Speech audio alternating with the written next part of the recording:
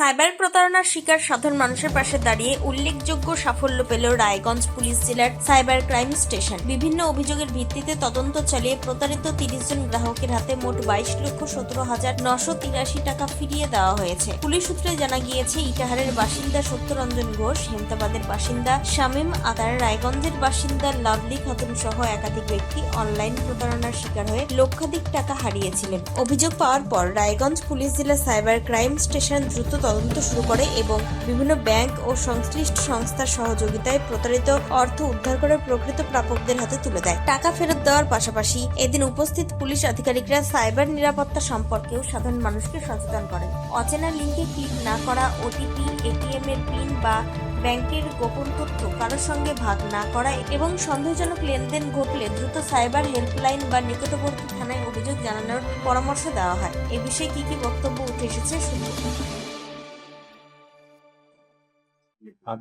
আজকে আমরা টোটাল 22,17,900 টাকা ফেরত দিয়েছি 30 জনের মধ্যে। তো তার মধ্যে আমাদের মোটামুটি ভিকটিম যারা আছে, সব থেকে বেশি যার টাকা হয়ে গেছিল সে হচ্ছে 4 লক্ষ টাকা। ওই রকম ভাবে আরো আছে আমাদের 3,85,000। এরকম ভাবে আমাদের অনেক টাকাই, মানে আমরা আজকে 30 জনের মধ্যে টোটাল 22 লক্ষ টাকা রিফান্ড করাতে পেরেছি।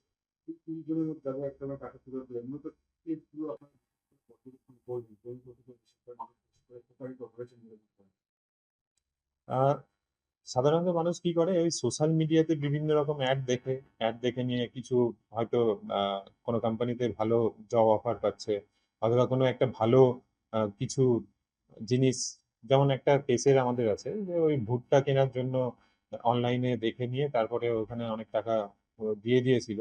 তো এইরকম ভাবে অনলাইনে আমি শুধু বলবো যে অনলাইনে আপনারা যে কোনো রকম ভাবে অ্যাড দেখে কোনো প্রতারণায় কোনো ফাঁদে পা দেবেন না। আমার যে ফোন নাম্বারটা আমি ইউজ করি সেটা আগে কেউ ইউজ করে অলরেডি ছেড়ে দিয়েছে। এবার বোধহয় আর ইউজ করার জন্য বন্ধ হয়ে গিয়েছিল। এবার আমি তো জানতাম না, আমি নতুন সিম কার্ডই কিনেছিলাম। এবার সেই নাম্বারটা আমাকে দেওয়া হয়। আমি রিসেন্টলি সেটা দিয়ে ইউপিআই খুলেছিলাম। এবার আগে থেকে যে নাম্বারটা ইউজ করতেন যে, সেই ইউপিআই কানেক্ট করে রেখেছিলেন। এবার আমি নতুনভাবে ইউপিআই কানেক্ট করেছি। এবার টাকা যখন কেউ আমাকে দিচ্ছিল না, আমি স্ক্যানারটা সেন্ড করেছি। এবার সেই স্ক্যানারে সব টাকা ওই ব্যাংক অ্যাকাউন্টে চলে গিয়েছিল। তারপরে স্যারকে এখানে এসে আমরা কন্ট্যাক্ট করি। আমার বাড়ি শিলিগুড়ি, তো অত যাওয়া সম্ভব না। এখানেই আমি রায়গঞ্জ মেডিকেল কলেজে পড়ি। তো স্যারের কাছে এসে পুরো ব্যাপারটা তারপরে স্যার 15 থেকে 20 দিনের মধ্যে পুরো ম্যাটারটা সলভ করে দেন। স্যার অনেক কোঅপারেটিভ ছিলেন।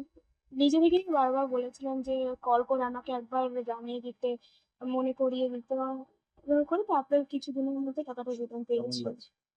হ্যাঁ, খুব খুশি, কারণ টাকাটা সত্যি আমার টাকা ছিল না। ওটা কলেজ থেকে পুরো ডিস্ট্রিবিউট করে আমাদের হোয়াইট কোট সেরিমনির জন্য টাকা কালেক্ট করা হচ্ছিল। তো এতগুলো টাকা একটা যদি হট করে চলে যায়, ব্যাপারটা একটু আলাদা, এরকম হয় না জেনারেলি। তো আমিও তো ভয় পেয়ে গিয়েছিলাম। তারপরে এখানে এসে ম্যাটারটা সলভ হয়ে যায়, অনেকটা ভালো।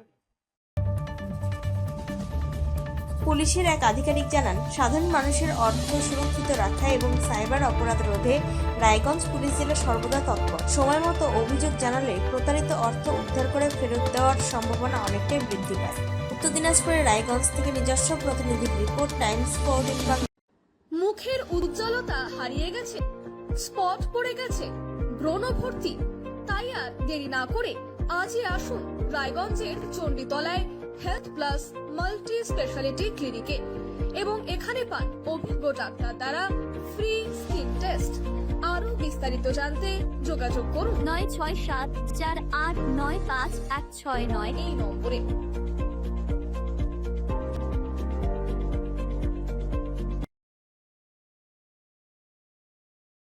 আজ তোমার বিয়ে সাজলো নতুন সাজে,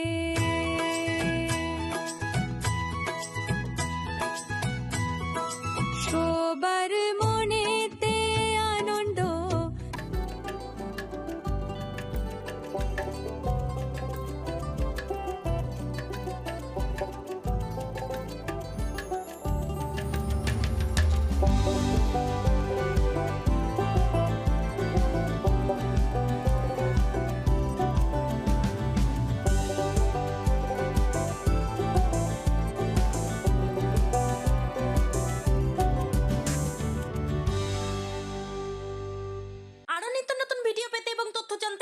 ফেসবুক পেজকে লাইক ও ফলো করে রাখুন, সেই সঙ্গে টাইমস 14 বাংলার ইউটিউব চ্যানেলকে সাবস্ক্রাইব করতে ভুলবেন না।